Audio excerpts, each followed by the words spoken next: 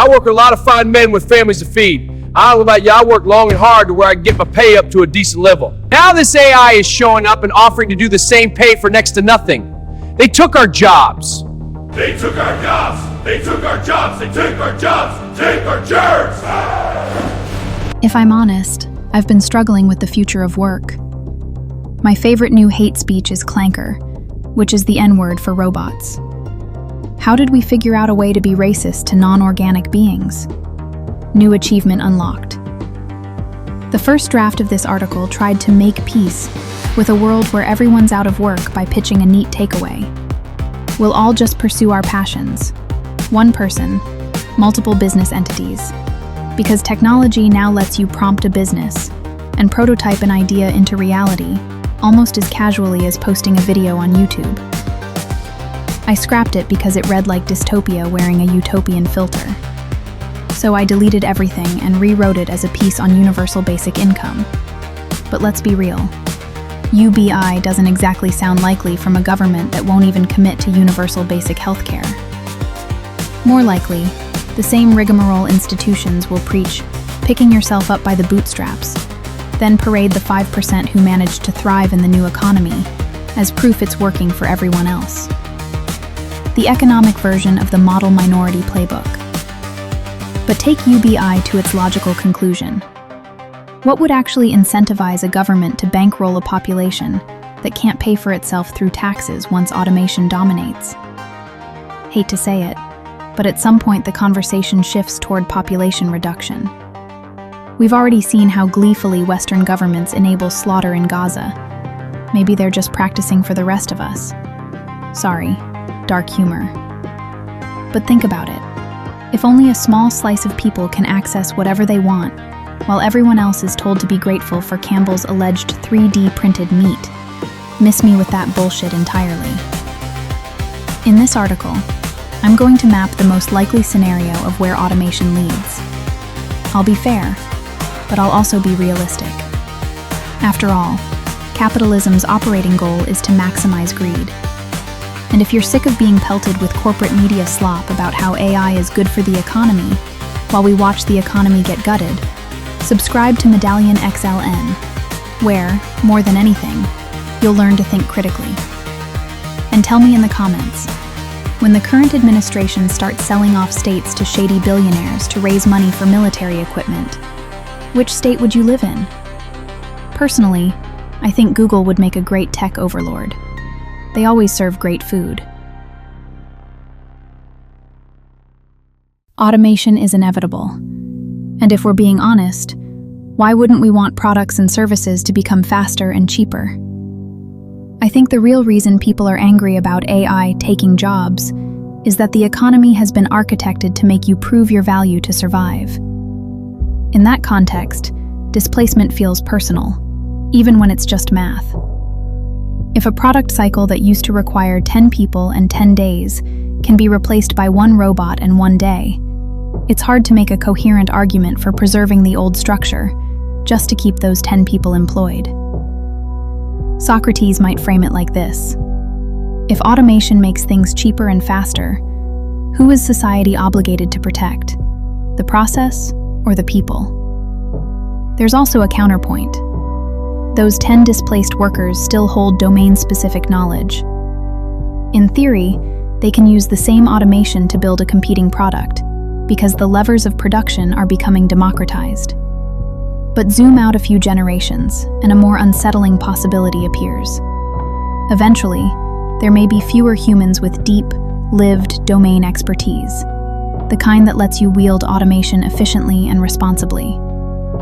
Even if the tools keep evolving to turn beginners into experts, the human expert with real domain understanding will still have an edge. And that loops back to the original problem.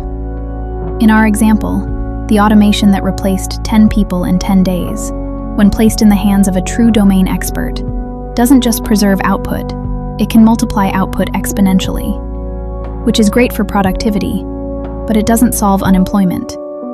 It can actually intensify it.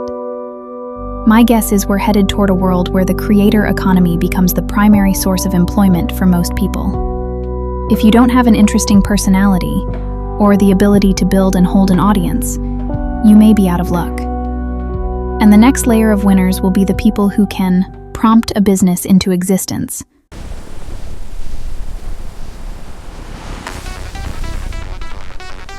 Speaking of taking jobs, my local chapter of the Aluminum Hat Conspiracy Theory meetup is bleeding members because the release of the Epstein files confirmed all of our wildest theories.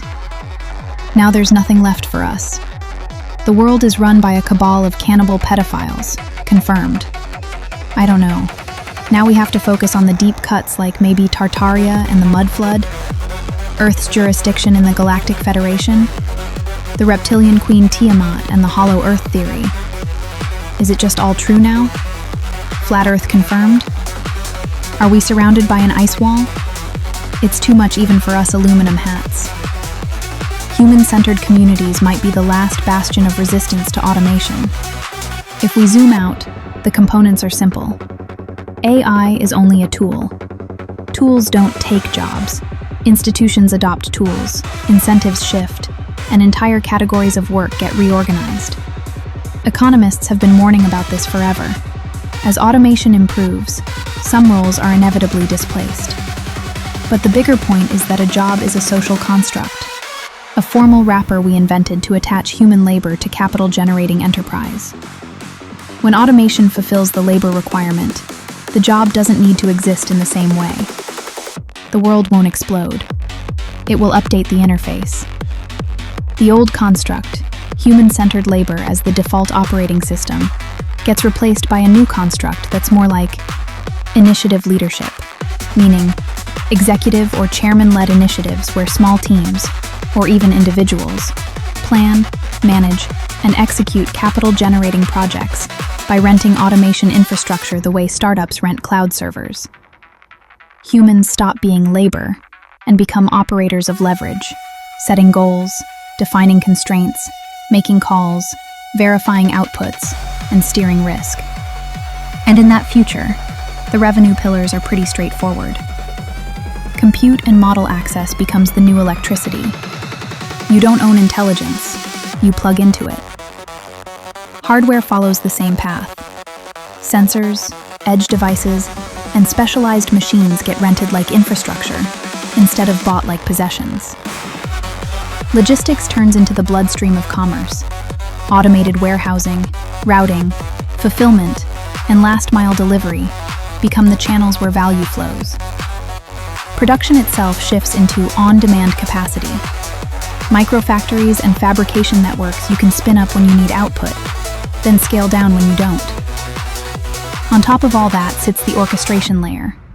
People who own the workflows, set constraints, verify quality, deploy systems, and handle the exceptions when reality breaks the model. And because an AI world makes confirmed cheap, verification becomes expensive. Provenance, audits, compliance, and liability become their own revenue streams.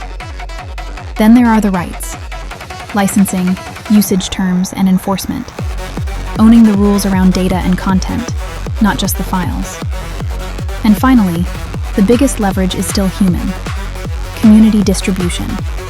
Trust networks that turn attention into action, backed by reputation that actually has consequences. That's why community is not a soft add-on. It's hard infrastructure. Because when machines can produce endless output, the scarce resource becomes what they can't mass produce.